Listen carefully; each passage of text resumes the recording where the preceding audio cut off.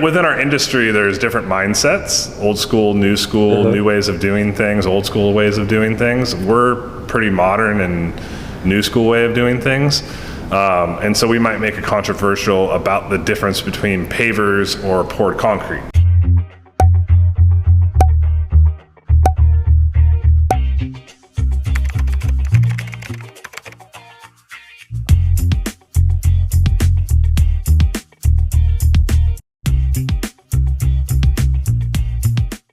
Hello and welcome to this episode of the Ask Valor Masterminds podcast, brought to you by Advanced Services and Fuse Networks. My name is Galen. And I'm Joe. And we're coming at you from the underbelly of the Creative Block Studios in Seattle, Washington, which this space is available to rent. And Joe, we have an in-studio guest. In-studio guest. For us in a new location. Yep. Please do the justice of introducing our guest, please. So this is a two-time guest brought to you, Adam Goit from Brookside Landscape and Design, who's going to talk about how video content can skyrocket your social media growth. And Adam actually was a guest on our 5th episode, so we're 100 plus episodes in, so thanks for being a return guest. So Adam, can you introduce yourself to our audience, please? Yes, Adam Goit, owner-operator of Brookside Landscape and Design. Been in business 8 years, building outdoor living spaces and landscapes in Kitsap County. How did you get started? I actually started in landscaping in '99 as a high schooler for my Scoutmaster. And then after the Marine Corps in college, came back to work for him, continuing landscaping residentially, and then broke off when my daughter was born 8 years ago. And now we've got a business. Open your own shop. Yeah. Cool. All right.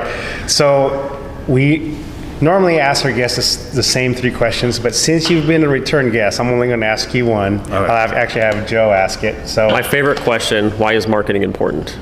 Why is marketing important? Because I think that leads can dry up at any moment. So even when we were booked out at our, the longest we were booked out at one point was almost 10 months during the COVID years. But we didn't stop, and it's paying off because now obviously the economy is a little different and sales are a little more challenging, and just leads just keep trickling in. So I think you can never stop marketing. And my mindset going into the downturn economy these last couple of years has been that's the one thing I want to amp up. Like if I'm going to cut cost anywhere, it's not going to be the marketing. So. Nice. Right. So before we get into the topic then, in your quote, what are some types of marketing that you have done that maybe other home service-based companies or other landscapers should be doing that you find value in?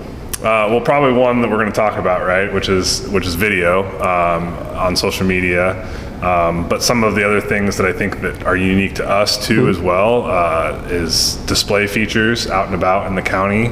Collaborations where we're basically donating a service and working with the community in that way. Oh, nice. I think those are unique and different as opposed to just ads and traditional stuff that everyone does that we try to do.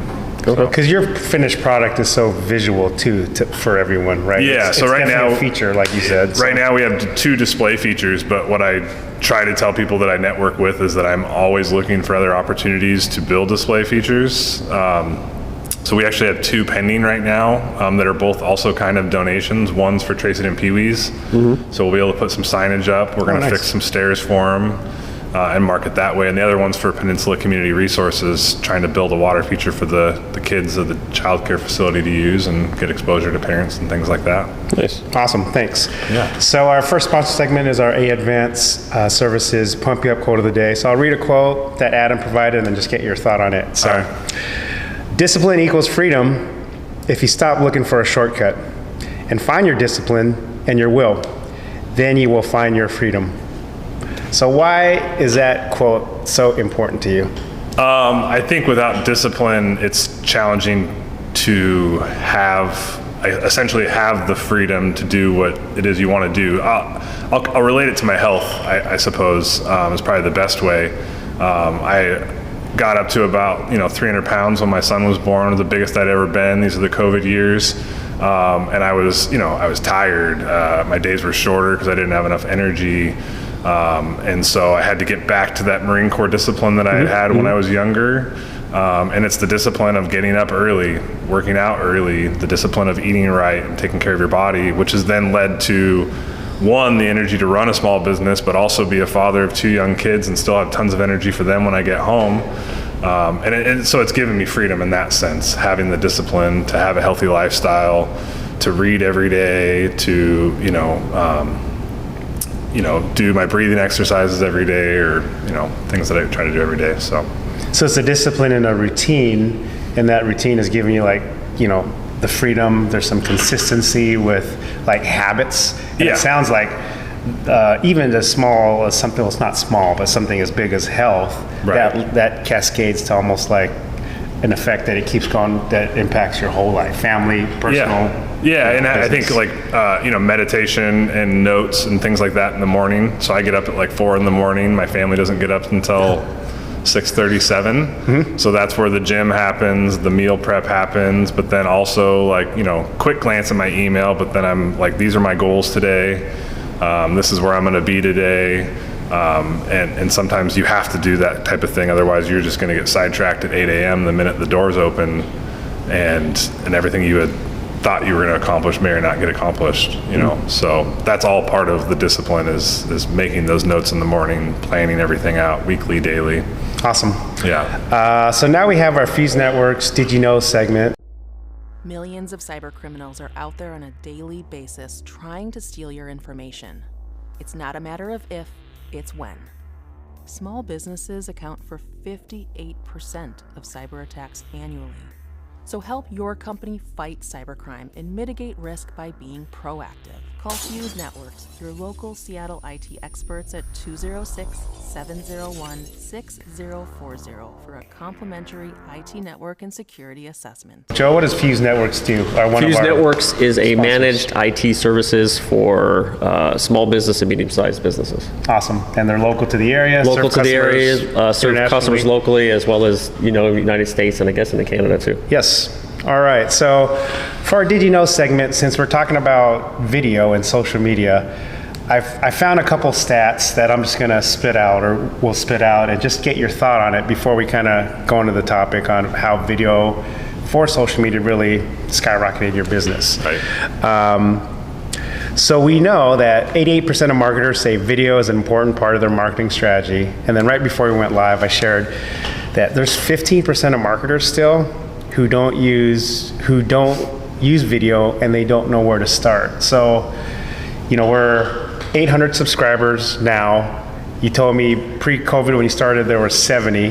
There's over 300 and change. 385 videos posted on YouTube. Right. Probably more on social media probably. Right. So there's a point you started, and it's overwhelming for people. I'm going to get in front of a camera. But what was that moment for you to finally get it started? I know people were telling you, vendors, hey, start doing this, but for your conviction to do it, because there's a lot of entrepreneurs out there right now, I hear it, I read it, right, but I'll make a video, I look terrible, delete it, and they go do something else, and it's still in their mind, but they haven't done it. What would you say to those entrepreneurs? I'd say, starting out, it's all you need is your phone, right? It's as simple as literally everyone's got the most modern phone, likely, right? Mm-hmm. Everyone has social media apps on their phone, so it makes it super easy. You don't need the fancy editing software, nothing fancy like that. I can attribute, I definitely was super nervous in the beginning. Get me in front of someone normally in a normal situation, and I'm not nervous, but something about filming myself and then putting it on the internet freaked me out. And for that, I think you just have to jump off, take the step and do it. 50 videos later, it's nothing but a thing.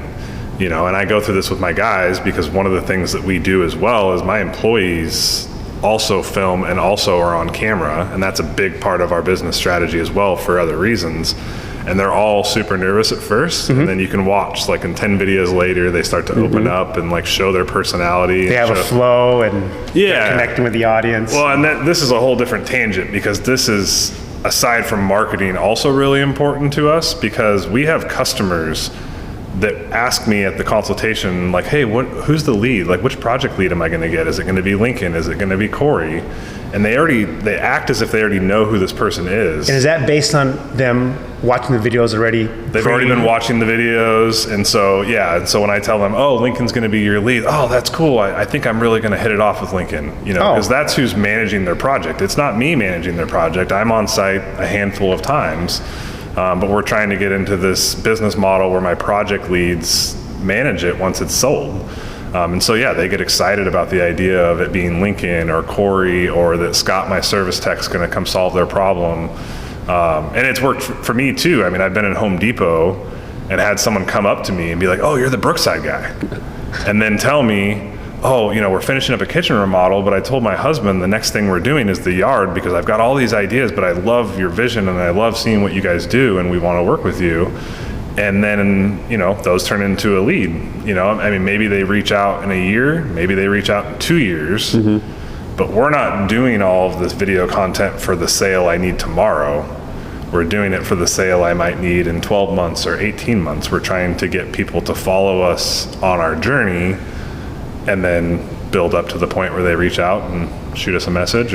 So it's not transactional, because normally you think, I'm going to get someone to mow my lawn and I want to plant these trees here. And it's like, thank you, here, then you're done.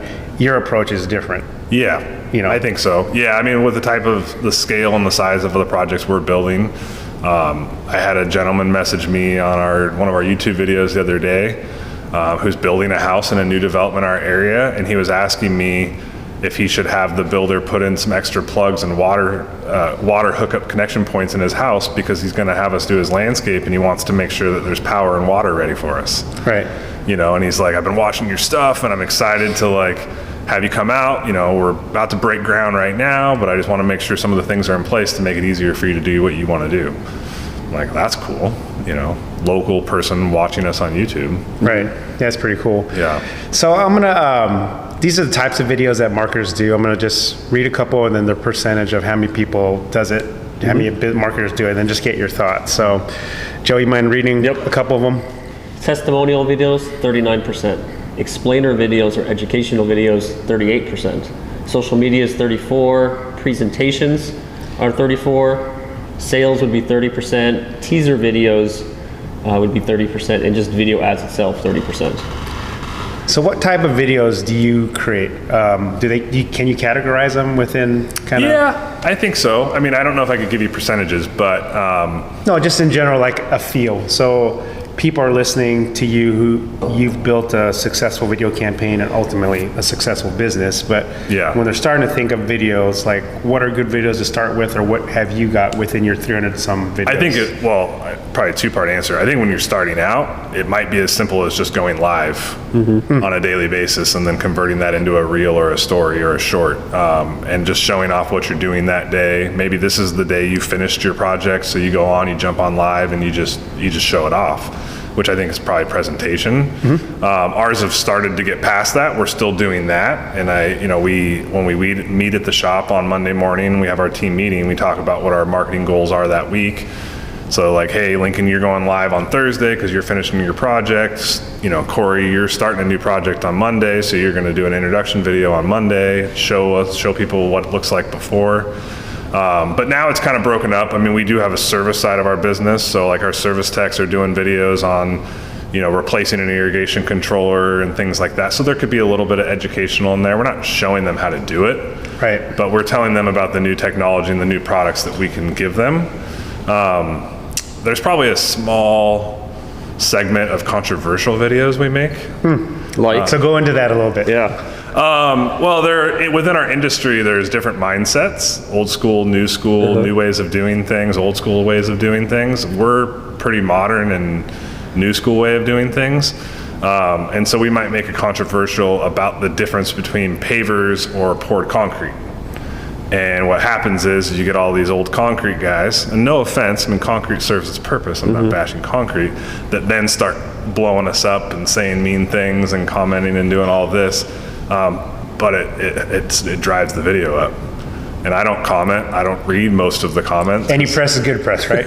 Yeah, exactly. Yeah, and I actually learned that from like Joe Rogan. Like he never reads the comments, right? And he says that, and so it's like I don't read. What he'll see is how many people made comments, and to him, that's, well, I'm reaching. Doesn't know if it's positive or negative, but you're reaching. And the same thing, your approach too. For sure, and that's not necessarily the video that's going to get us our next customer, but it does help the analytics. And a couple of our videos that were controversial were the ones that went viral. Right. Which then I immediately started getting more videos on in the following days just to see what kind of growth they would get. Right. You know, that were not controversial, of course, but, right. You know, so. So just a side note, among your project managers, is there a favorite among the social media community? Like, I want that guy. Oh, it's Lincoln. Okay. Yeah, it's Lincoln. And he's a fun personality. He's a, bearded, rough, he was actually a school teacher and didn't want to, he wanted to try something new and work with his hands. And so he came to me about 3 years ago and trained up. And what a career pivot. That's pretty amazing. It's you can't go much 180 than teaching kids to, I'm gonna work with my hands and make stuff. I think during COVID he was like got a bad taste in his mouth for what he was doing at the time through the COVID years, and always felt a passion to go learn a trade and then go apply it. And so he's kind of grown as the favorite. I mean, Scott, my service tech, he's kind of like my long-haired California surfer dude guy, and people like listening to him talk as well.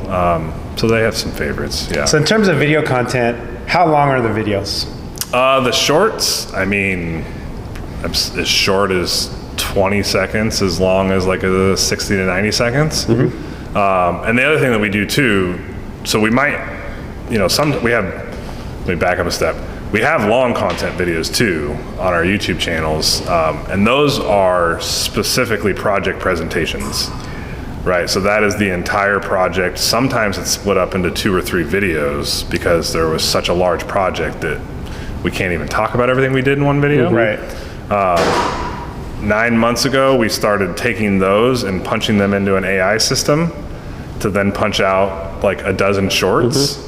And so then we take that long content video, punch it through the system, and then end up with 12 additional shorts on the backside that then we just continue to like feed into the system. For the audience, which AI? Opus. Opus.pro? Yep, Opus is the one we use. So a stat, I'll back that up, is 75% of video marketers say they've used AI to help create or edit marketing videos. So similar to what we used to. Yeah, we use Opus.pro and you use it, and it's just an easy one to use. I think you told me about Opus, or maybe you did or I did or whatever. Yeah, you just take your YouTube link and you put it in there and it cuts it up. You could put like you could do like 30 seconds, 15 seconds, minute long, 90 seconds. Set up with parameters and spit it out. With captions, without captions, with emojis, without. So there's all kinds of parameters you could set up to. It's easy to edit them after the fact. We're not, we don't get paid by them, right? No, because we have them come out and they misinterpret what the person's saying, so then we go in and just edit that and make sure it's correct, and it's pretty clutch. Can we get into some of the tools now? Sure. Before the tools, let me just say types of video marketing channels. So people know there's video. So I'm just going to read these and then the percentage of marketers use and then get everyone's feedback. So YouTube, 90%, Facebook, 86%, Instagram, 79%, LinkedIn, 78% marketers use that platform, Twitter or X, 69%, TikTok, 69%. So among those channels I've listed, what has worked the best for you, and is your strategy the same, or are you expanding or? So we use YouTube, Facebook, and Instagram currently. I don't know why I've been hesitant about TikTok. Maybe at some point I need to get over that. Because at the end of the day, they're all kind of the same.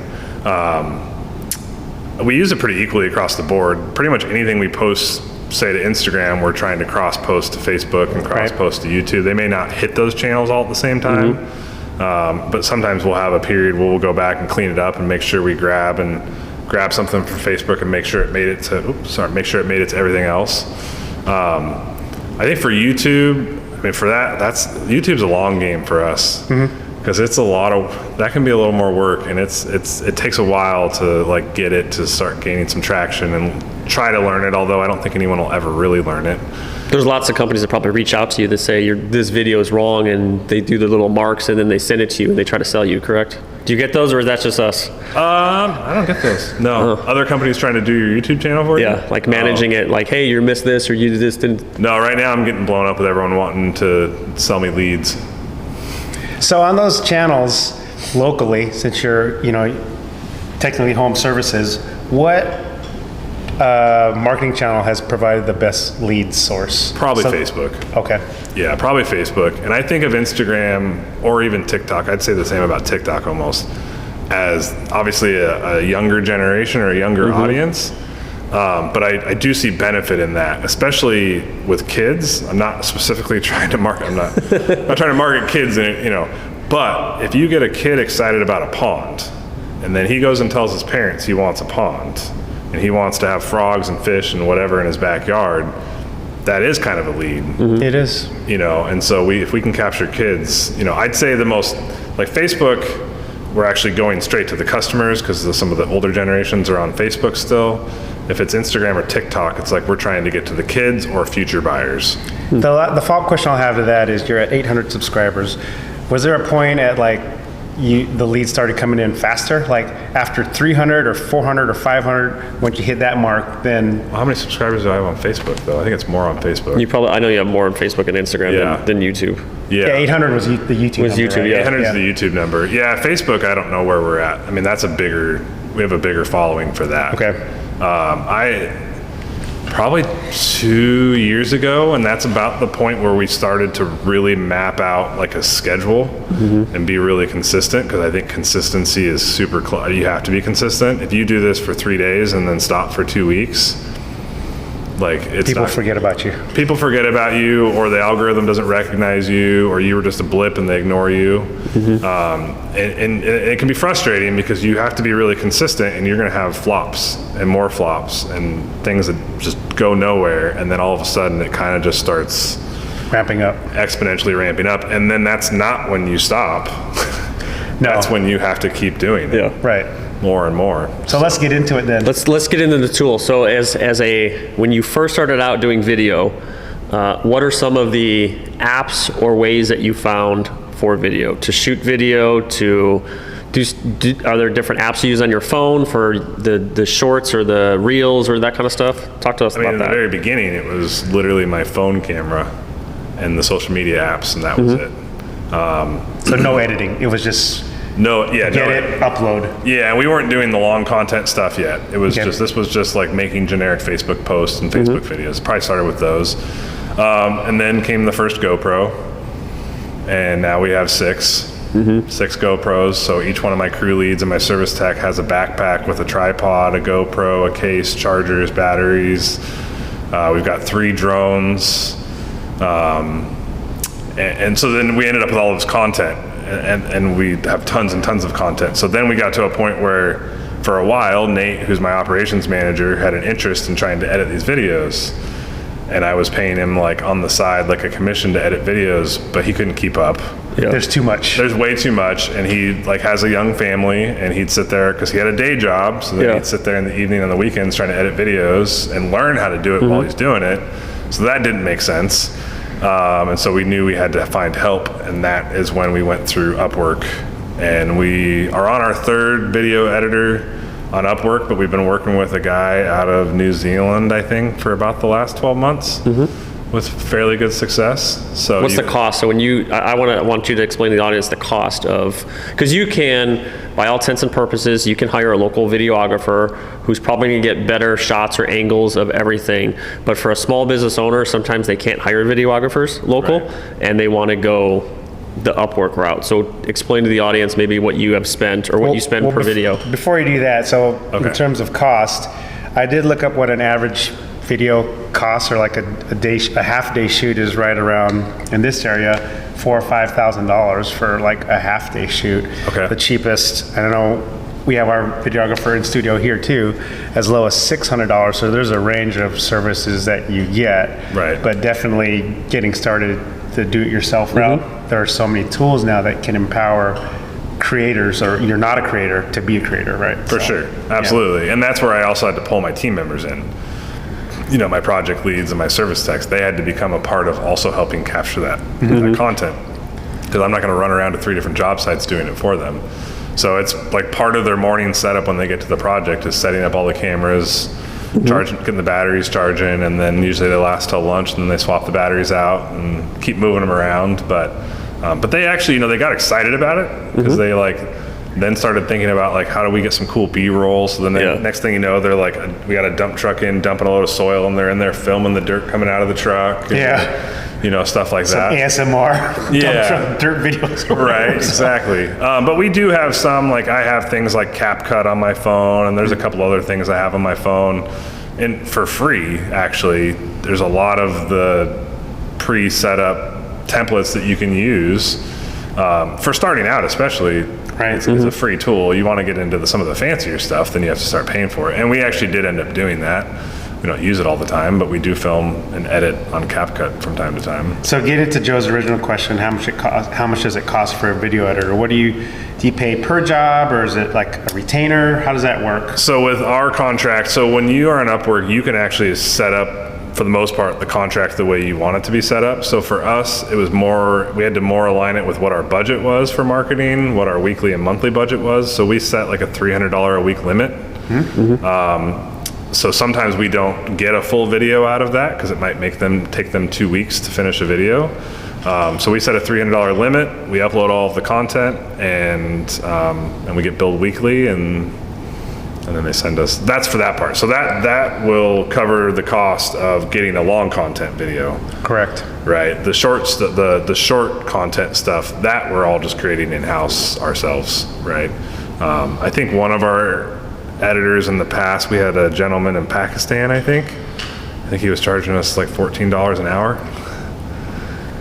which is hard to then compete with a US based company to try to compete with someone who's $14 an hour versus maybe $50-$60 an hour. And so we've gone through, well, maybe more than 4. We've gone through several editors. So there was some upfront costs that we had to eat when we wanted to find a new editor. We actually put out a contract, and we sought out 5 different editors, gave them all the same content, and then saw what we got back, and then made our decision. Made a decision based on the finished product. So there was a week where I paid for 5 different editors to do it, to then try to figure out who was the best fit, and who paid attention to what we were asking for. But I guess the benefit of that too is you have 5 separate videos that you could release at any point a couple in time. of them were so bad you couldn't. But we got 2 good ones, and then we actually had to decide between the 2, and we actually kept one of them as a backup. So occasionally, if maybe our service department does a small 2-day job, we might send a video to him that might just take him a couple hours as a backup guy, because our main guy is busy working on our big one. Right. So you have that in the wheelhouse. Pivot. Because we do have more goals for more types of videos we want to put out there. Which are what? I'd say mostly it's on the service side of our business. There's a lot of landscapers in our market that don't know what they're doing. And especially when it comes to irrigation renovations and repair, water feature repair, maintenance on that side of the world. We want to put out some more videos showcasing what we're doing, with some of the new technologies that exist in irrigation, and get away from those old school dudes. So you're just disrupting disrupting how things are being perceived then, right? For sure. So essentially, is that your same video playbook, but it's just a different topic that your same process, people set up the same way, now it's just the service side that you'll focus on then? Yeah, for sure. I think on the project side, people are getting a good picture into what we can create for people, and now if they're following us, they're just following us for following the journey and the entertainment. And that's the other thing too, that's another tangent. We also are trying to entertain. It's got to be interesting, so we want to get people to get sucked into them, hopefully, and stay up all night watching all our old videos. And that's something I talk to my project leads about. If you go to Red Bull's Instagram page, there's not a picture of Red Bull. They're not just posting videos of it's a lifestyle they're selling entertainment, right? And a lot of these other companies are doing that too. So that's why we're trying to get the personality in our crew members to come out, so that people are entertained by that, and then they buy the brand because they're I think those are some cool guys, I want to work with them. Right. What has been for the people who follow you, whether it's Facebook, Instagram, YouTube, what has been like the longest time period where someone has been watching to when they hired you? Oh, probably 4 years. So it's someone who there's some people saw in the very beginning that have finally then reached out, right? Or are saved up enough to then to feel comfortable to make the call and schedule the consultation. Right. Because to be frank, I mean, you're not cheap, right? You No, provide we're you not. provide quality work, quality products. All your guys are trained. You do continual education for all of your guys, Yeah, we're sending them to places. So to bring you in to do a project, you're what, 50 grand minimum? Yeah, well, Don't be shy. I mean, we've got the next 3 weeks are like $20,000 projects. Right. So those are usually 1 to 2 weeks. What's been the most expensive project you've done? I think I know what it is off the top of my head, but I want you to. 180. Is that the White House that was like 2 or 3 phases? Oh, that one. On Bainbridge? That might have been 140. Okay. Yeah, the one in Gig Harbor we're finishing right now. By the time they finished adding on to it, it got up to about 180. Yeah, and that's phase one. There's more phases to come. So is that common then with people hiring you? There's a 1.0, 2.0, 3.0, like, we'll get this, we'll add the water feature later, or can you clear this and we want to put this here? Is that common then? It is, I think, and I think it's either budget or sometimes people's patience for having a project going on at their house. I mean, if you've had your house renovated, like a week in, you're like, oh my God, why did I do this? So breaking up that a little bit, but then I think also budget. You know, also we have occasionally a client where it's like a new home to them and they know they want something done. But I often tell people like, hey, until you've lived here for a little while, you may not know how you want to use this space. Oh, And so if you spend spend a summer here first and then decide, okay, well, I want to create a space for the dogs over there and the kids over here, but this is where me and my husband are going to sit. You may not know that right away. right. You know, so like maybe let's just get the front yard tuned in and done, and then we'll figure out the backyard next. So, but most of the time it's budget. Budget is what forces the phased approach. Okay. What's been your favorite video you've created? My favorite video? Probably my walk-up song. What is it? There's a relief pitcher for the New York Mets who, I can't remember the name of the song. When he comes out, he walks out to the field, it's like this trumpet player that plays this song, and you can't help but your heartbeat picks up and you just get excited. This guy's walking out and he's just got this like Swag to him. as he's coming out to the mound. And so I did a walk up to a job site with that music, and it didn't do very well. Yeah. People think I'm being too cocky or something, but I basically walked up to my excavator and got in. Like a Sean McGregor. Huh? Like a Sean McGregor, right? Isn't he a UFC guy? Oh. They always play their walk-up songs going Yeah, up. it's exactly that. That was my favorite one to do, but it didn't do very well.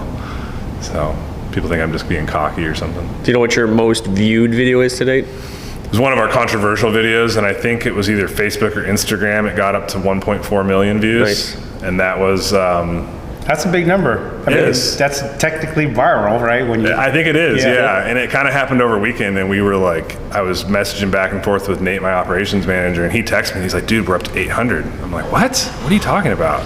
And I go on there, and then like by the hour, like another 200,000, another 200,000. I'm like, what is going on? And it was a controversial video of essentially us making fun of concrete and talking about why interlocking concrete pavers are way cooler. It was linked to Saved by the Bell. It was the Saved by the Bell scene where they're talking about drugs being bad. oh yeah, And so we kind of used that. So yeah. Everyone loves a little screech, right? So yeah, and you can do that stuff on CapCut like easy. Yeah. You know, so if you see something, I mean, that's one thing too is my crew members and project leads, because they're all on social media themselves. They're younger guys. Yeah. They're on Instagram. And they'll be like, oh, hey, did you see this one? Let's try to do this. Because we don't have to come up with all of our ideas on our own. Yeah. Something's doing good, we'll just copy and paste and make the same thing and run with it. Yeah. So look into the camera. That audience member, or they're listening, they're hearing everything you're saying and they're loving it, but they're still not convinced.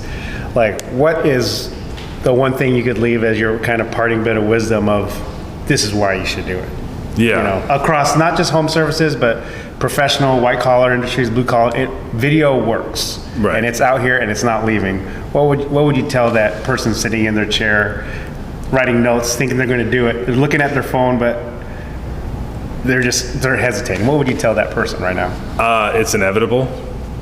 that I think at a certain point you won't have a choice, that this is going to be has to be part of your marketing plan. It's kind of like AI is coming and that's inevitable, right? So you got to jump on and go and get excited about it. But it's been a game changer for us. I know that in our particular market, we're out ahead of all of our competition on it, and now I'm watching them try to start, and they're floundering, but that's only a compliment to you that you've set the playbook, almost reset the marketing playbook for sure your industry. So. Yeah, it's old school versus new school. I mean, do you want to get caught on the old side of the railroad tracks or the new side of the railroad tracks? Like, which neighborhood do you want to live in? Right. And so I think that's what we're seeing is that, the new age is video. Last question, not about video, but how has Valor Marketing helped you? How have we helped you with your business? Just for people that may have not watched the 5th episode of our ever podcast. That was about Veterans Day, wasn't it? It was. Yeah. Highlighting a veteran business. It was how did the Marine Corps help you become a better business? That's right. That's right. Yeah. But how have Joe, us helped your company? I mean, I think the biggest thing is Joe's been like a good bouncing board. Obviously, I hire and use Valor Marketing for my SEO and some other stuff. I think we do a couple things. Valor Visitor View and SEO. Yeah, Valor Visitor View and SEO. And the SEO has been valuable because I think on the SEO side, it's like almost impossible to do on your own, to get where I want to be in the cities I want to be in and compete with these companies that maybe are older than me and have been around longer, right? So that's been valuable. But also that I think what's maybe a little more valuable also has been, Joe will come out and meet with me every, I don't know, how often do we meet? Every quarter? Every quarter, yeah. Give or take, both busy, but, and we bounce ideas. He'll actually listen to some of the obstacles I'm facing or how I feel the trends are going or how sales are going, and then we'll talk about some different ideas and I think it goes both ways. Like I'm sharing with him things that I've learned as well. Because I do, I get training other places as well. I'm constantly trying to learn. Right. How you have your website set up, we didn't build it, but I actually show it to anyone who does kind of what you do, where you have a build your quote. So for people who don't know, the process is when people call you, you push them right back to the website, right? And then you say, I want you to go to the build a quote and I want you to build your project out. So that way you could see roughly what it's going to cost. Because I think people in this home services industry are like landscaping. Oh, it's just some sod, a little bit of plants and that should be like 10 grand. And in reality, it's probably like 50 to 70 grand. So you push them to the website, they build a quote. If they're still interested, then you have another software on your website that they could take a picture and submit it of the area that they want it done. They have to. Right? So that way you have the video of where the project's going, what they're interested in. At that point, you schedule a consultation with them. And at that point, you're not free consultations anymore, correct? Right? Because you need to be, listen people, you need to be paid for your time. Your time is valuable. So if that means you're pulling away from your kids to go to do an estimate, you should be paid for your time. For sure. And then at that point in time, then they decide if they're going to hire you, correct? Yeah, we had to get to a point where we were screening leads. I think 2018, I did 400 consultations in one calendar year. Whew. That's a lot. It was miserable. Closed on 10%. Oh, so 40. So then that's a terrible closing ratio. Your labor that you put into the return was literally it sucked your soul out. Yeah, and I had a 2-year-old daughter, and a wife who I actually, I love, so I want to spend time with her. Not being out on consultations Saturdays and evenings till 8 at night. Yeah. One of the books I read was They Ask, You Answer, and it's a guy named Taylor Sheridan who has a pool building business in Virginia, and he was all about putting as much content on his website as possible. So then came the Build Your Quote. Yeah. And then I found a company called Groundwork, and they are our CRM program, and that's where people have to submit their information. And if they don't submit a video or pictures, we don't take them serious. If you don't put in the time, if you're not invested in this project, then you're not going to invest in me. Right. You're not going to invest in what we provide. All we're asking you to do is walk out in your yard and shoot a little video and tell us what you're looking to do and what your vision is. It doesn't take that long. Right. So, and it's easy. You have a link that we send to you and you just upload it and bada boom, bada bing. So what's your close ratio now with when you have? I think we're closer to 40%. and it's probably going to get a little tighter because part of the problem too is I try to ballpark before I go out, but we've just kind of been stretched pretty thin, so I don't have enough time to ballpark. But Lincoln, who everyone's excited about, my project lead, is actually moving up. He's actually on his last project he's going to lead right now, and then he's going to become our operations project manager over all of the projects. But he's also getting into sales. Right. So I'm bringing on someone else to help me with sales and design, and he's been playing with design software at home. So I'm hoping that starts, if The next evolution in his career. Exactly. If we keep putting in people in place to build out the tree, that then we can start to get more time and we can ballpark people. I do ballpark whenever I can if it's fast and easy, but sometimes I can't. So those are maybe the ones we lose, where I get out there and they tell me they want this thing, and I tell them, okay, this is maybe $80,000 to $100,000, and they tell me to get off their property. Yeah. Well, yeah. Because they thought it was going to be like $3,000. Yeah. Right. So we're trying to avoid that. Well, you go from a 10% closure ratio to 40. Numbers Yeah. say that's a 400% increase, so For sure. definitely more efficient. Yeah, we want to choke it down a little more. Yeah. Like, we'd like it to be at 90. Right. By the time I get out there, you're so excited I'm coming out there that like you're ready to go, that you could sign a deposit check right there on the spot. Right. Gotcha. Well, that's awesome. Well, to wrap it up then, look at the cameras and let people know how they can get in touch with you. How they get in touch? My website.